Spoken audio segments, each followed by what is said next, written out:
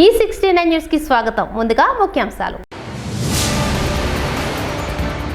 BJP ప్రభుత్వం మధ్యతరగతి ప్రజలను వెన్నుపోటు పొడిచింది. రాహుల్ గాంధీ ధ్వజం.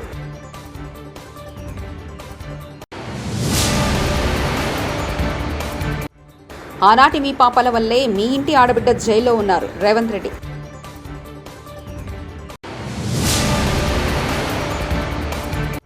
నష్టపోయిన రైతుల నుంచి వివరాలు అడిగి తెలుసుకున్న మంత్రులు.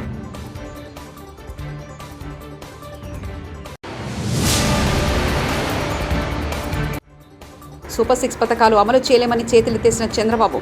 టీజీఆర్ సుధాకర్ బాబు. లోక్సభ బడ్జెట్ సమావేశాల సందర్భంగా ప్రధాని మోదీ నేతృత్వంలోని బీజేపీ ప్రభుత్వంపై ప్రతిపక్ష నేత కాంగ్రెస్ ఎంపీ రాహుల్ గాంధీ తారాస్థాయిలో విరుచుకుపడ్డారు. 2024 బడ్జెట్ మధ్య తరగతి ప్రజలను మోసం చేసిందని ఆరోపించారు. బీజేపీ ప్రభుత్వం మధ్యతరగతికి ద్రోహం చేసిందని, ఇండెక్షన్స్ ప్రయోజనాలను తొలగించి మధ్యతరగతి ప్రజలను వెన్నుపోటు పొడిచిందని వ్యాఖ్యానించారు.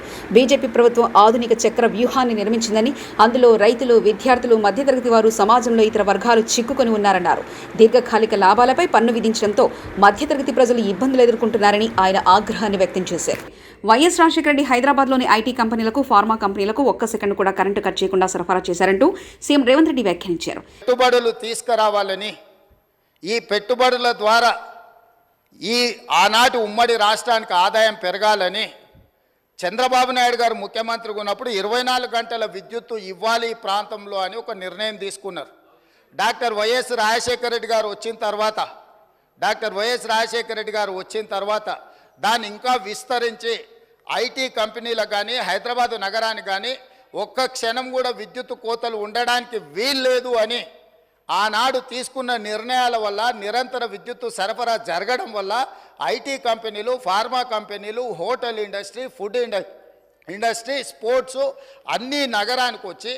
హైదరాబాద్ లా అండ్ ఆర్డర్ సమస్య గురించి నిన్న నేను హరీష్ రావు మాట్లాడితే లా అండ్ ఆర్డర్ బాగుంది అని మంత్రి అన్నారు. మళ్ళీ నిన్న నగరంలో 3 హత్యలయ్యాయి. టాస్క్ఫోర్స్ పోలీసులు పన్నేరసలు పట్టుకోవడం కానీ వాళ్ళు రాత్రిపూట సామాన్యుల మీద లాఠీ చార్జ్ చేస్తున్నారు. హైదరాబాద్లో పోలీసులు రాత్రిపూట డ్యూటీలు చేస్తూ పగటిపూట పడుకుంటున్నారు. హత్యలు పగటిపూట జరుగుతున్నాయంటూ అక్బరుద్దీన్ ఓవైసీ వ్యాఖ్యానించారు. आप जरा कुछ कंट्रीब्यूट करिए, मदद करिए. I was very open to my said मैं कंट्रीब्यूट. क्या तुम्हारे पास जो मामूल आ रहा कम हो गया, खत्म हो गया, उससे नहीं बना सकते? घरा बनाने के बजाय पुलिस स्टेशन बनाओ. Sir, what is this you tell me, sir? Honorable panel speaker, sir, the government needs to look into this. मासूम आदमी घर के बाहर खड़ा है, मार रहे हैं. अरे आप क्रिमिनल्स को मारो, गांजा लाने वाले को मारो, आप वो सट्टा करने वाले को मारो, वो रेप करने वाले को मारो. काचीगुड़े पे रेप हुआ, कैसा रेप हुआ? बच्ची के साथ गांजा पिलाकर, नशा करके उसका रेप किया गया. ये लॉ एंड ऑर्डर है. आप बताइए कि sir overall crime rate. Komatireddy Venkatareddy ఆరోపణలపై ఘాటుగా కౌంటర్ ఇచ్చారు ఎమ్మెల్యే జగదీష్ రెడ్డి. కోమటిరెడ్డి చేసిన ఆరోపణలు ఒకటి నిరూపించినా నేను అసెంబ్లీలో ముక్కు నేలకు రాసి వెళ్ళిపోతా, నిరూపించకుంటే రేవంత్ రెడ్డి, వెంకటరెడ్డి ఇద్దరు ముక్కు నేలకు రాయాలి అంటూ సవాల్ విసిరారు ఎమ్మెల్యే జగదీష్ రెడ్డి. నేను ఇదే సభలో ముక్కు నేలకు రాసి రాజీనామా చేసిపోతా, రాజకీయాలకు రాను. ఆయన ముఖ్యమంత్రి ఇద్దరు చేయాలని, ముక్కు నేలకు రాయాలి, రాజీనామా చేయాలి ఇద్దరు. ఒకటి నిరూపించకపోయినా నేను దానికి సిద్ధంగా ఉన్నా. మరొకసారి చెప్తున్నా, ఆయన మాట్లాడిన దాంట్లో ఒక్క దాంట్లోనైనా నిరూపించకపోతే ఆయన ముఖ్యమంత్రి, ఆయన ఇద్దరు ముక్కు నేలకు రాసి రాజీనామా చేసిపోవాలి రాజకీయాల నుంచి. నేను అడిగున్నా దీని మీద నిలబడాలి అధ్యక్ష, దీని మీద నిలబడాలని చెప్తా ఉన్నా. అయితేనేమో రికార్డు నుంచి తీసేయండి చెత్త మాటల్ని. లేదు తెచ్చుకున్న శ్రీశైలం జలాశయాల క్రస్ట్ గేట్లు పరవలు తొక్కుతూ 9 గేట్ల ద్వారా నాగార్జున సాగర్ జలాశయానికి కృష్ణమ్మ.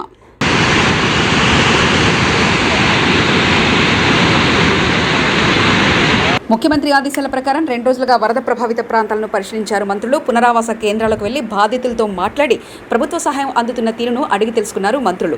నష్టపోయిన రైతుల నుంచి వివరాలు అడిగి తెలుసుకున్న మంత్రులు నిత్యావసర సరుకులతో పాటు తక్షణ సాయంగా కుటుంబానికి 3,000 చొప్పున అందజేశారు.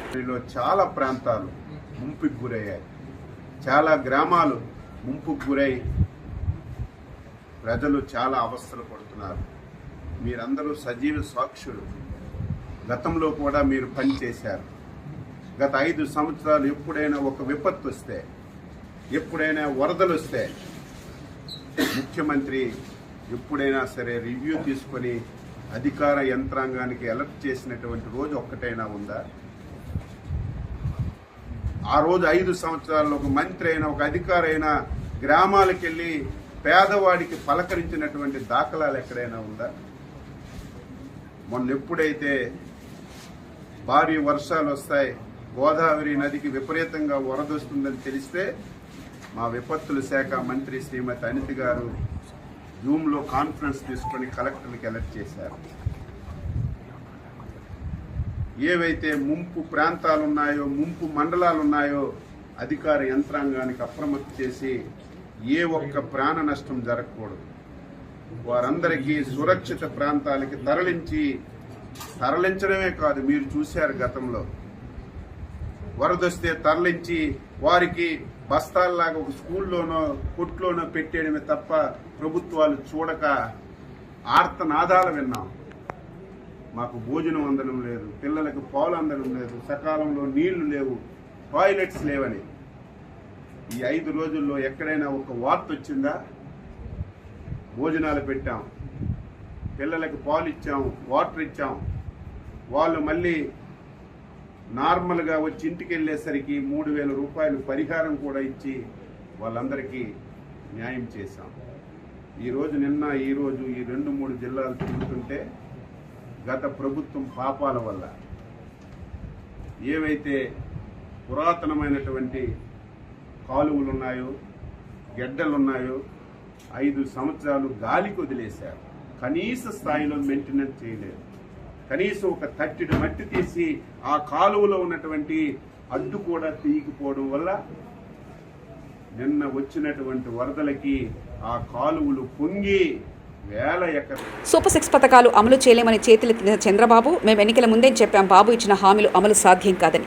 ఎన్నికల ముందు ఒక మాట, ఎన్నికలు అయిపోయాక ఒక మాట చెప్పడం బాబుకు ఎలవాటే అంటూ టీజేఆర్ సుధాకర్ బాబు మాజీ ఎమ్మెల్యే వ్యాఖ్యానించారు. అమ్మ బాబోయ్ బాబు గారు అని ప్రజలు ముక్కు మీద వేలేసుకుంటున్నారు. వారు ప్రధానంగా 50 రోజులు పరిపాలించిన తదుపరి అసెంబ్లీ సాక్షిగా ఆన్ రికార్డ్ వారిచ్చిన హామీలు చూస్తే ఆయనకు భయం వేస్తున్నట్టుగా ఒక ఎక్స్ప్రెషన్ ఇచ్చారు. ఎన్నికలకు ముందు వారు ఇస్తున్న హామీలు అమలుపరచలేరని, అవి అమలుకు సాధ్యం కావని వైఎస్ఆర్ కాంగ్రెస్ పార్టీ మాలాంటి వాళ్ళందరం చెప్తున్నప్పుడు మీలాంటి పాత్రికేయ మిత్రులు వారిని అడిగారు, వైఎస్ఆర్ వాళ్ళు అమలుకు సాధ్యం కావంటున్నారండి, మీరు ఎలా దీన్ని అమలుపరచగలుగుతారని నారా చంద్రబాబు నాయుడు గారిని పాత్రికేయ మిత్రులు వైఎస్ఆర్ కాంగ్రెస్ పార్టీ తరఫున అడిగినప్పుడు, నాకు సుదీర్ఘమైన రాజకీయ అనుభవం ఉంది, నేను చేసి చూపిస్తాను, సంపదను ఎలా సృష్టించాలో నాకు అపారమైన అనుభవం ఉంది కాబట్టి నేను ఇచ్చిన హామీలన్నిటినీ అమలుపరుస్తానని అన్నారు. ఆ సందర్భంలోనే మళ్ళీ విలేకరులు ఏమని ప్రశ్నించారంటే, మీరే కదా 1 నెల 2 నెలల క్రితం ఎన్నికల ప్రచారంలో మరో శ్రీలంక కాబోతుంది ఆంధ్రప్రదేశ్, మరో సోమాలియా కాబోతుంది ఆంధ్రప్రదేశ్, ఈయనిచ్చే అనగా జగన్మోహన్ రెడ్డి గారు ఇస్తున్నటువంటి సంక్షేమ పథకాల వల్ల రాష్ట్రం నాశనం అవుతుందని నారా చంద్రబాబు నాయుడు గారే అన్న విషయాన్ని వారు జ్ఞాపకం చేశారు. మీరే అన్నారు కదా సంక్షేమ పథకాలని వృధా అని, సంక్షేమ పథకాలు ఏవి అవసరం లేదని, మళ్ళీ మీరే ఇప్పుడు సూపర్ 6 పేరుతో ఈ పథకాలన్నీ మీరు అనౌన్స్ చేశారు, ఇవి సాధ్యం కావని వైఎస్ఆర్ పార్టీ వాళ్ళు అంటున్నారు. అన్నప్పుడు నేను చేసి చూపిస్తానని ఇన్ని సంవత్సరాల అనుభవం ఉన్న చంద్రబాబు నాయుడు గారు ఈ రాష్ట్రానికి మాటిచ్చారు. నిజంగా మాకు ఆనందం కలిగింది. చంద్రబాబు నాయుడు గారు సూపర్ 6 అంతా అమలు పరిస్తే చూడాలని మేము మనస్ఫూర్తిగా కోరుకున్నాం. 50 రోజుల పాటు ఎదురు చూసాం. ఇప్పటికే ఇసుక పాలసీని ఏ విధంగా కప్పదాటు వ్యవహారంతో చేశారో మనం చూసాం. మద్యం పాలసీని ఏ విధంగా చేస్తున్నారో చూసాం. తల్లికి వందనం దగ్గరికి వచ్చేసరికి ఏ విధంగా మాట్లాడుతున్నాడో చూస్తున్నాం. ఆ రోజు తల్లికి వందనం అమ్మఒడికి కాపీ రాష్ట్ర ప్రజలకు కాదు దేశ ప్రజలకు అందరికీ తెలిసిన సత్యమే. జగన్మోహన్ రెడ్డి గారు అమ్మఒడి పథకాన్ని ప్రతి అమ్మకు 15,000 రూపాయలు ఇస్తానని హామీ ఇచ్చి అమలు పరిస్తే దానికి బదులుగా పోటీ జగన్ ప్రభుత్వంలో నిర్వీర్యమైపోయిన SC, ST, OBC, minority corporation ప్రారంభించారు. తాళాలు వేసిన ఆఫీసులను వెంటనే తాళాలు తీసి బడ్జెట్లో నిధులు కేటాయించాలి. తమిళనాడు, కర్ణాటక రాష్ట్రంలో అప్లికేషన్లు పెట్టుకున్న ప్రతి నిరుద్యోగ దళిత యువతకు ₹1,00,000 ఉచితంగా ఇస్తున్నారు. ఆంధ్రప్రదేశ్లో కూడా అలాంటి ప్రక్రియ చేపట్టాలి. కేంద్ర మాజీ మంత్రి చింతామోహన్ డిమాండ్. సోమవారం తిరుపతి జిల్లా కలెక్టరేట్ కార్యాలయం ఎదుట కాంగ్రెస్ పార్టీ ఆధ్వర్యంలో భారీ ధర్నా.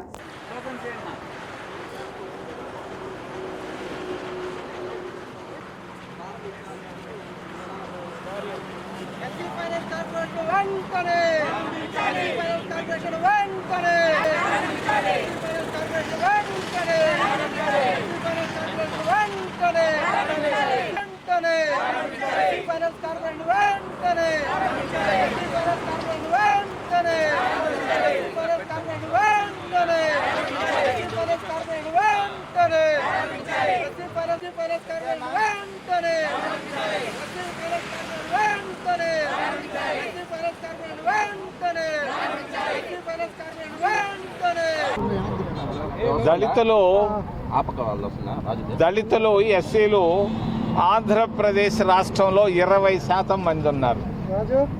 20% మంది దళితులు ఉన్నారు ఆంధ్రప్రదేశ్ రాష్ట్రంలో. ఎస్సీలకు ఎస్సీ ఫైనాన్స్ కార్పొరేషన్ని ఇందిరాగాంధీ కాంగ్రెస్ ప్రభుత్వాలు ప్రారంభించాయి. గత 5 సంవత్సరాలుగా ఎస్సీ ఫైనాన్స్ కార్పొరేషన్ని పూర్తిగా మూతేశారు. ఇది దారుణం, చాలా దుర్మార్గం. ఎస్సీలకు ఇవ్వాల్సినటువంటి రుణాలు ఇవ్వకుండా ఆపడం అనేది దుర్మార్గం. జగన్ ప్రభుత్వం దీన్ని ఆపేయడం జరిగింది. మేము వెంటనే చంద్రబాబు నాయుడిని డిమాండ్ చేస్తున్నాం, రాష్ట్ర ముఖ్యమంత్రి గారిని. వెంటనే ఎస్సీ ఫైనాన్స్ కార్పొరేషన్లను పులులు వద్దు, స్థలాలు కావాలని డిమాండ్ చేస్తూ తిరుపతిలో టీడీటీ పరిపాలన భవన్ వద్ద సోమవారం ఉదయం ధర్నా చేస్తున్న కేంద్ర మాజీ మంత్రి చింతామోహన్. టీడీటీ ఉద్యోగులు, ప్రభుత్వ ఉద్యోగులు, వర్కింగ్ జర్నలిస్టులు, పోలీసులు, నిరుపేద మహిళలకు అలిపిరి సమీపంలో జూ పార్క్ వద్ద ఇళ్ల స్థలాలు కేటాయించాలి. వీఐపీ బ్రేక్ దర్శనాలకు రోజువారీగా పబ్లిక్ డొమైన్స్ పెట్టాలని డిమాండ్ చేశారు.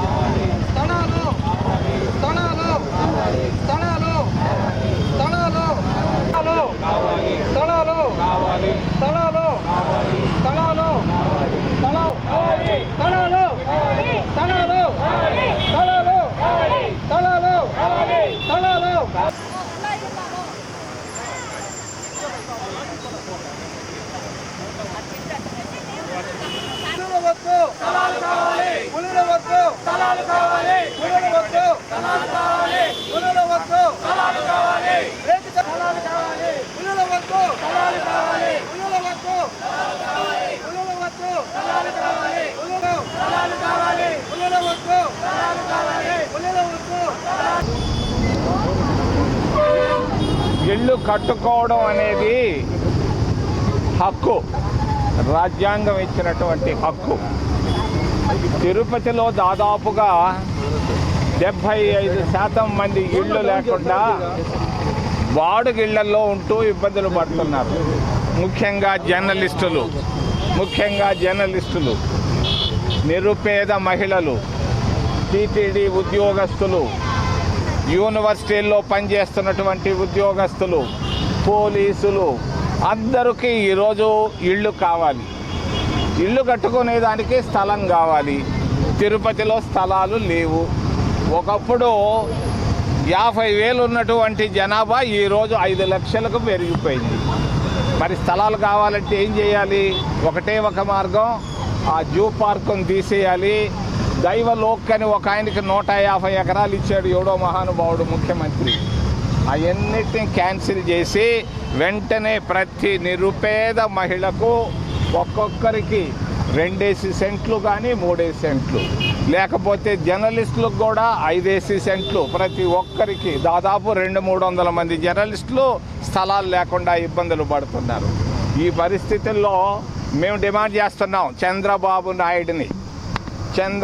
నాయుడు గారు ఈ ప్రాంతంలో పుట్టారు. ఈ ప్రాంతం బీజేపీ ప్రభుత్వం మధ్యతరగతి ప్రజలను వెన్నుపోటు పొడిచింది. రాహుల్ గాంధీ ధ్వజం.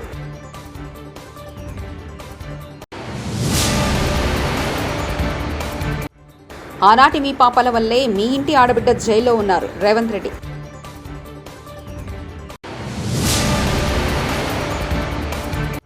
నష్టపోయిన రైతుల నుంచి వివరాలు అడిగి తెలుసుకున్న మంత్రులు.